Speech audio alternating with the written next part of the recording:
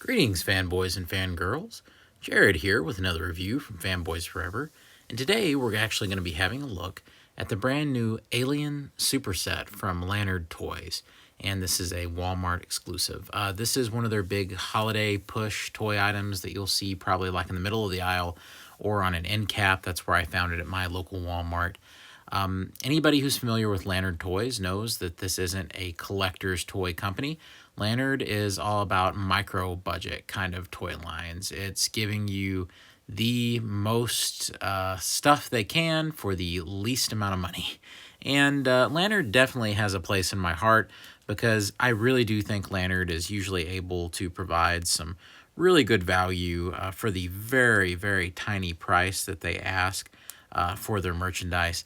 And, you know, the quality can vary on a lot of this stuff, but that's why we're here today, to have a look and see if this is something that an adult alien collector such as myself would be interested in. Now, spoiler alert, I've actually already purchased a lot of the other Lanard Alien stuff, and I really enjoyed it, and it was something that I really, really liked.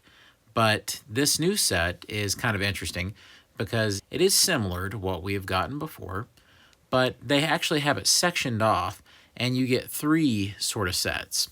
So you get the Alien collection, you get the Aliens collection, and the Alien 3 collection. And I think it's pretty cool how they actually use the fonts from each of the films on these little labels here. They actually specify what movies that they're representative of. And it's just kind of a mishmash of things. And if you're like me and you love toys, this kind of stuff fascinates you. So let's take a moment just to look at the packaging. I actually think Lanard has done a fine job on the packaging in their Aliens collection line so far. And in particular, I really like their animated looking kind of designs that they have on this stuff. Particularly this sort of reminds me of some of that old artwork for that abandoned animated series. And that was always some great artwork in that, and I wish we would have actually gotten that series, appropriate or inappropriate. I also like kind of the crazy primary colors they use on this. I know what you're thinking, oh, but it's not film accurate. Well, no, I don't know, this kind of scratches the itch for me to be that Aliens series toy line in a way that, even though that it was meant to tie in to the Kenner action figure line at the time in the 90s, it's just funny to have something that almost, to me anyway, it almost appears to directly homage the idea of like a Saturday morning Aliens cartoon. Moving on to the top of the box, we just see that it says Alien Collection, and it talks about what all you get there. And over here to the side, we tout a few other things with some other cool bits of artwork. And here we have the back of the box. It says, prepare yourself, the universe trembles, calling all Colonial Marines. Get ready to gear up, take on the most fearsome creatures to inhabit planet LV-426 and beyond. In an epic space battle, the dreaded Xenomorphs have multiplied in vast numbers, threatening the lives that inhabit space colonies reaching to the far ends of the universe. Gather your crew to take on, fight, and eradicate the ever-growing numbers of these terrifying aliens. I absolutely love their write-up. You can definitely tell that the guys at Lanard are real fans. They're trying to ham up the Aliens franchise as much as they can. I like the some of the photography we have right over here on the side. We can see the accessories and just the figures and which ones they're supposed to pair with.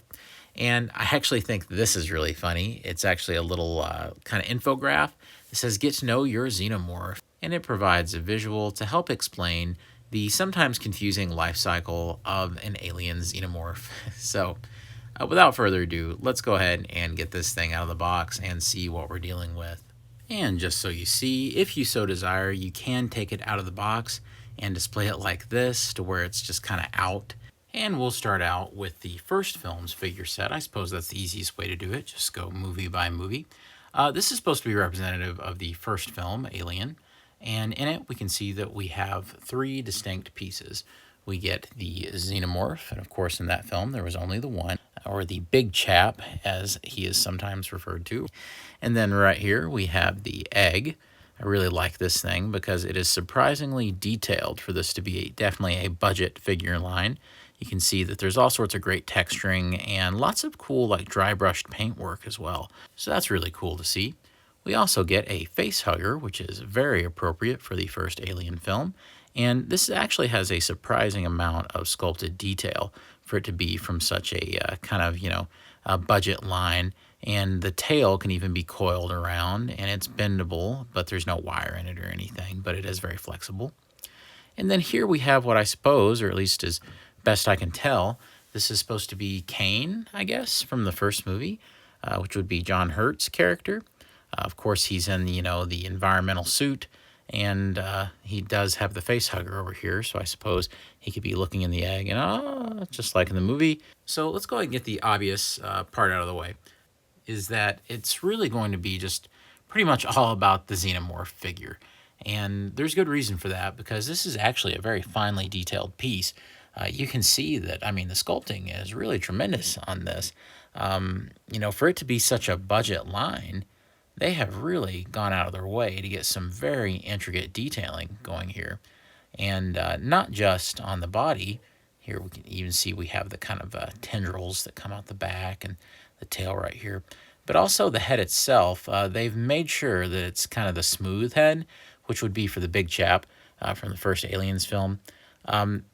Strange color choice, of course, right? Because you've got this kind of silver color. And, with the other, with the alien that's in the set from Aliens, I think that's a little easier to get past, because you're like, oh, okay, well, it's just a color variation. There was, there was a ton of them in the movie. But with the original movie, it's a little harder to get away with that, because it's supposed to be just one creature. So it is kind of strange that they couldn't just do the black for this set. And it is worth noting that they've not done a single black Xenomorph.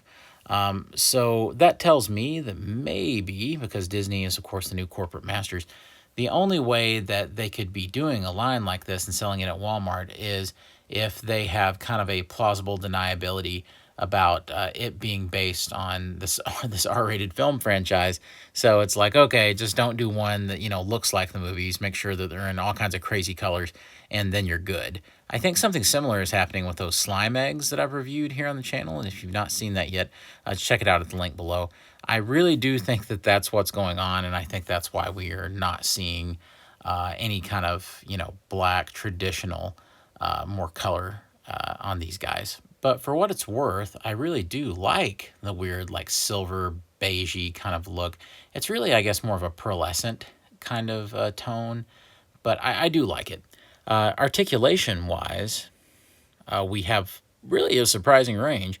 We have just left and right, no real up and down. We do get over 90 degrees, so that's nice. It can go all the way around because the sculpting, it flails out that way.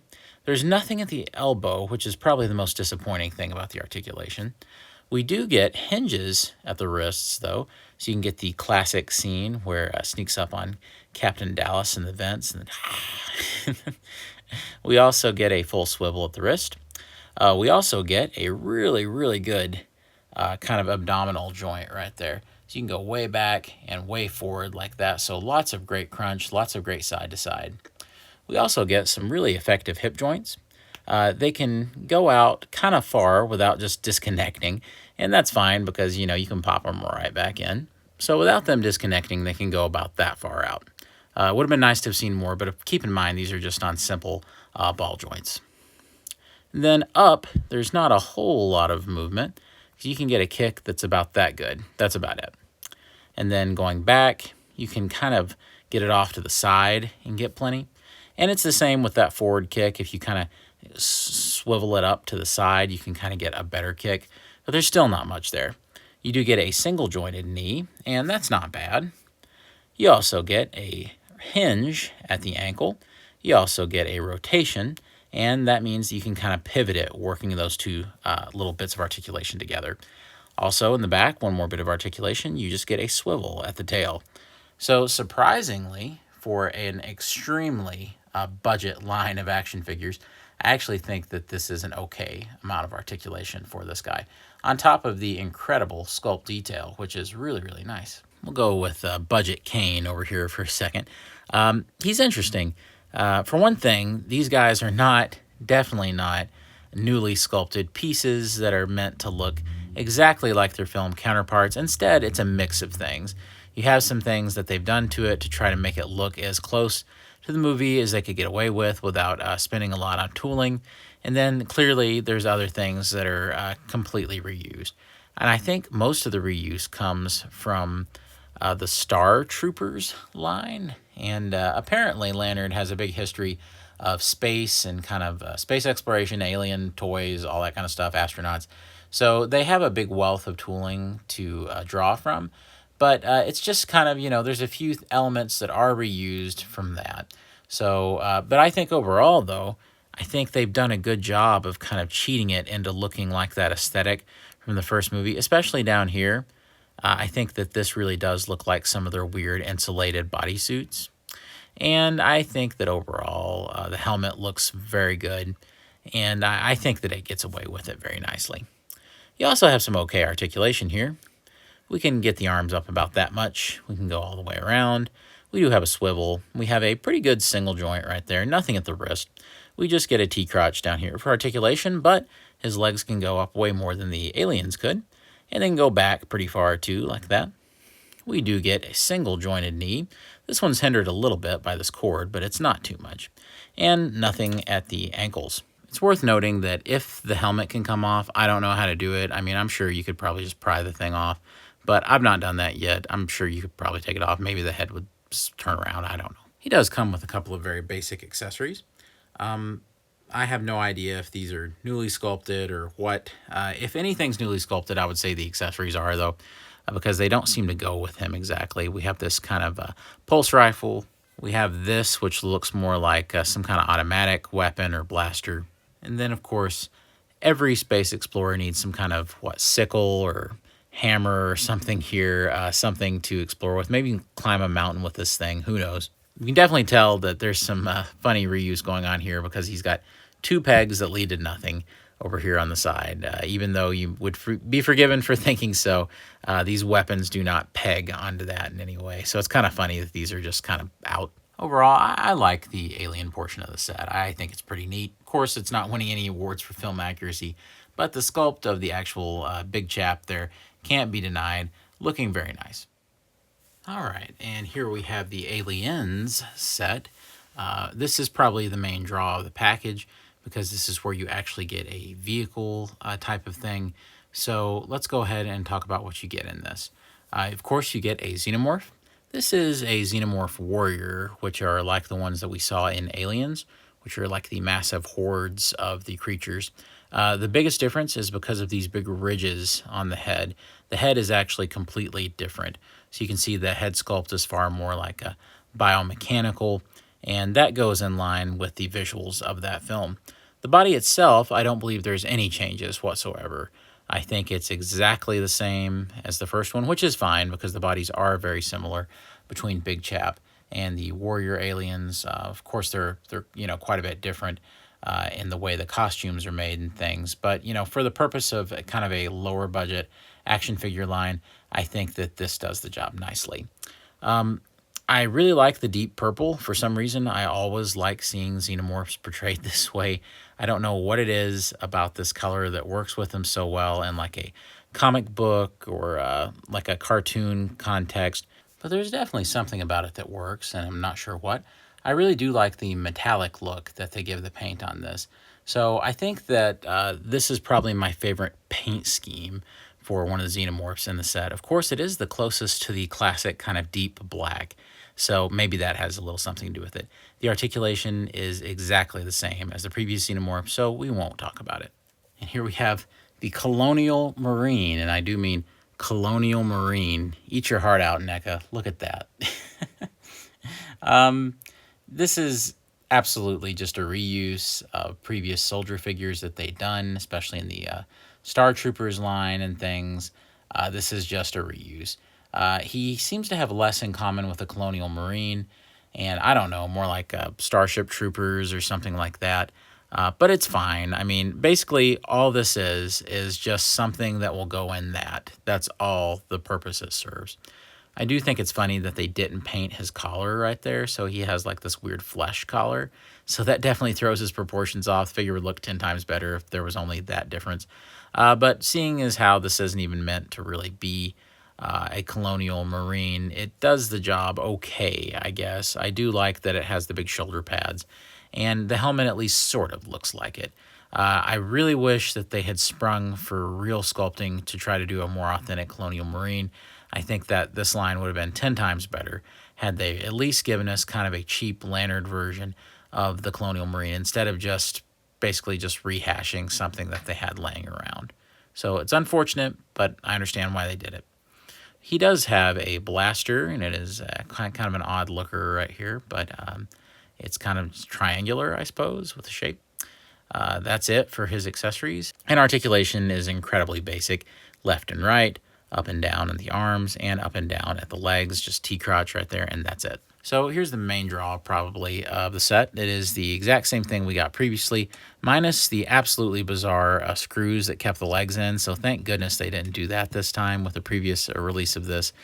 It was one of the hardest things to get out of a package I've ever seen. But here it is. It is the Super Power Loader, and they call it the Super Power Loader because the people at Lanard know this is not exactly screen accurate to the power loader that we see in the film. Instead, this is at least partially reused from a previous item that they'd done, just kind of a power suit. That's why you have like this, all this crazy stuff on there, like this big like winch and this like chainsaw thing. So I think they've done an admirable job of dressing it up enough to make it look just enough like a power loader though. So I think it's pretty cool for what it is. Let's go ahead and see how this, what all it can do. You can get the legs to go forward and back, about that much forward, about that much back, way more back than forward, strangely enough. Of course, with the arms, you can go all the way around if you like. This little vise here can go out quite a bit, and it can clamp down all the way, so that's neat.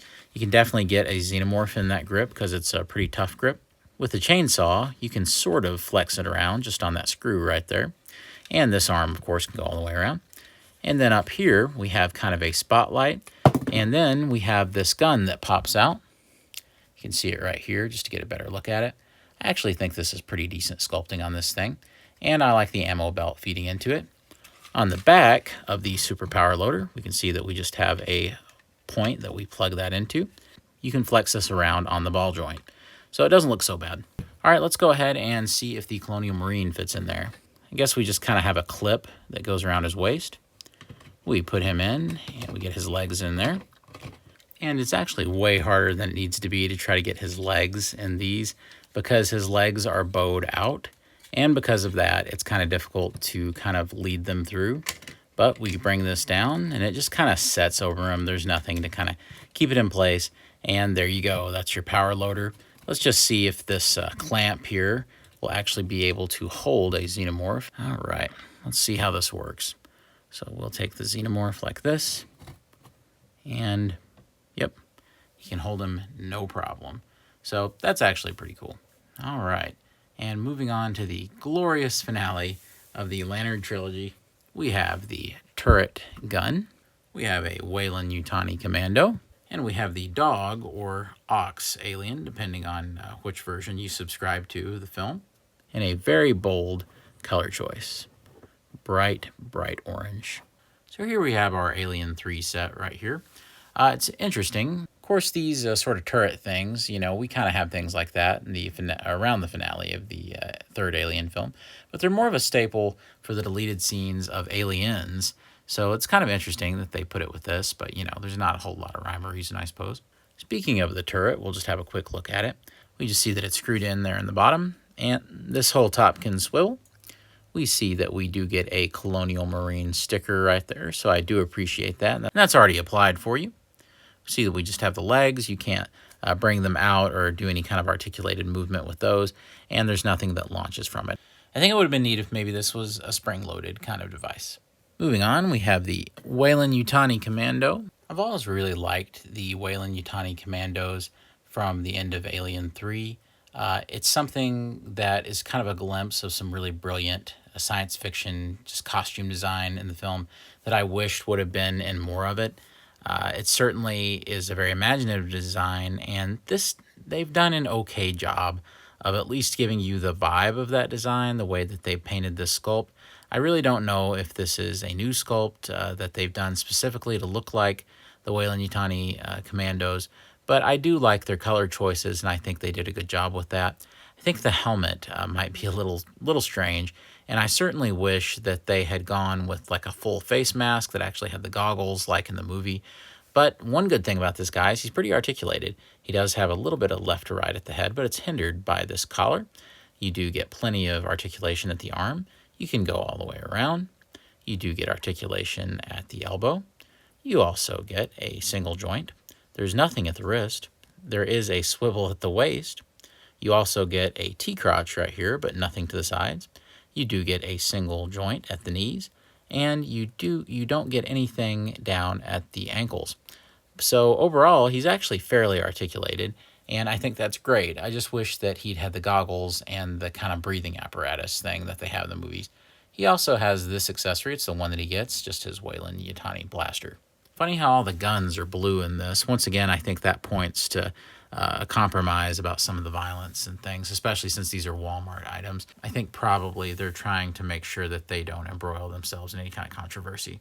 Next up, we have the proverbial belle of the ball for the Alien 3 section of the set. It is the dog or ox alien right here. I really think that out of all of the sculpting for this line, I think that this is the very best little bit of sculpting that they have.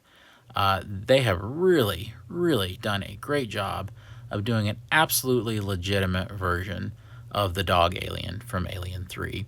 Not only is the position right, but the proportions are correct, the tail is right, the head is right, and even though the sculpting on the other guys looked good, the other Xenomorphs back there, you notice how large the heads are that kind of look out of place. This actually, I think, does have the correct head size for the Alien in Alien 3. So I really do think, sculpting-wise, that this is their strongest bit of work right here.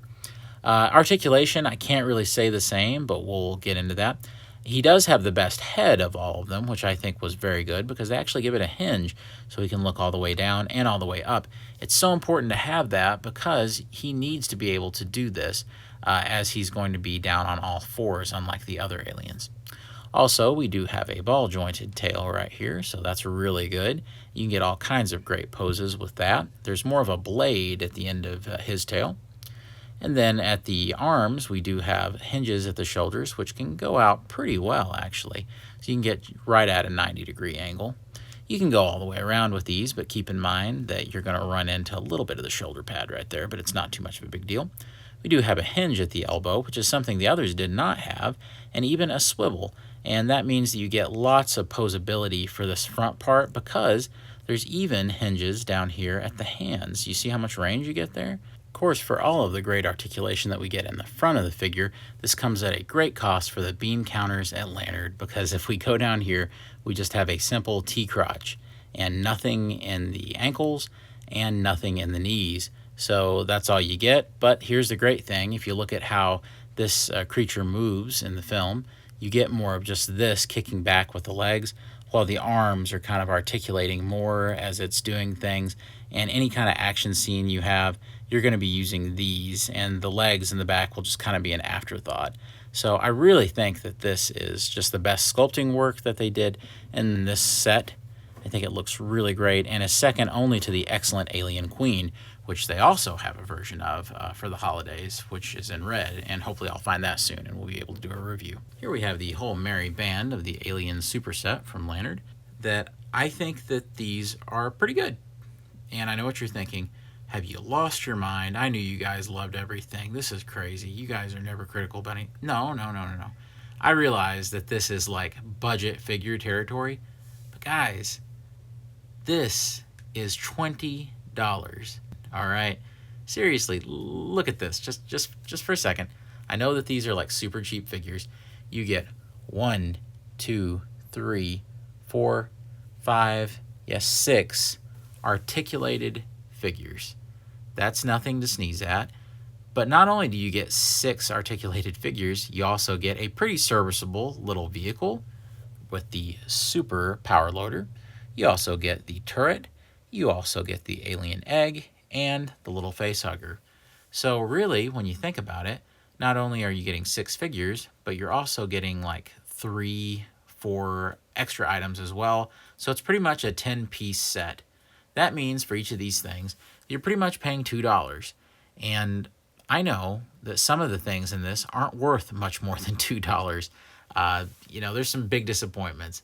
Say, for instance, the biggest one I would say is the Colonial Marine figure. You got to treat the Colonial Marines with more respect than that, man. The Colonial Marine armor is iconic, and it's something that science fiction fans love. So I think that that's a big failing of the set. I also think that it's a little unfortunate that they just reused some of their Star Troopers stuff, and that they couldn't have got a little bit closer, at least on the head, for the Weyland Yutani Commando. But keep in mind that all these figures are kind of sacrificial lambs so that you can get the 100% new sculpted tooling for these Xenomorph figures. That doesn't happen at this price point unless they are taking something else and making it pretty much straight reuse. So that's something you absolutely got to keep in mind. And something else that you can keep in mind is, if we have a look, if you had bought the previous sets, you can have quite a cool display. Check this out. This was I suppose this will be our comparison time. Here we have the red version of the Alien 3 Dog Alien. I think these are really cool looking together, so I'm just going to pose those out here. We also got a green version of the Warrior Alien from Aliens. So I'm just going to pose him beside of his mold mate right there. And previously, we also got a gold version of the Big Chap Alien from Alien. I'm just going to pose him right over here. And taken together, it's not a bad little collection of Xenomorph figures, especially for the price point. I mean, you're getting quite a value here, and it's an even better value than those original releases were. So, in my opinion, there's not a whole lot to complain about here for the price. Of course, if they cost any more than what they did, there would definitely be some more legitimate points of complaint. But you can't just get a set like this for $20 and expect everything to be perfect. It's just impossible. So what do I want to see for the future of this Lanard stuff? Well, I hope that these do okay enough that maybe Lanard will branch out into finally giving us a little bit more new sculpting for some of this stuff. I would definitely like to see a real Colonial Marine figure done in kind of their better core figure style. You guys know the core. It's like the off-brand G.I. Joe. Lanard's been doing it for years, ever since I was a kid.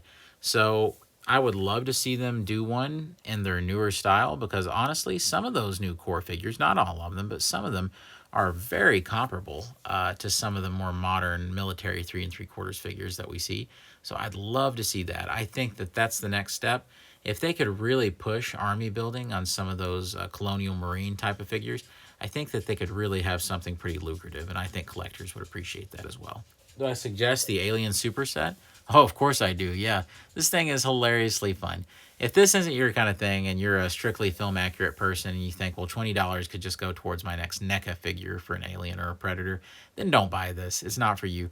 But if you're like me and you love all of the silliness, some of the old Alien vs. Predator arcade game stuff, then you know how much fun it is to get a ton of different colors of Xenomorphs and to kind of just let your imagination run wild.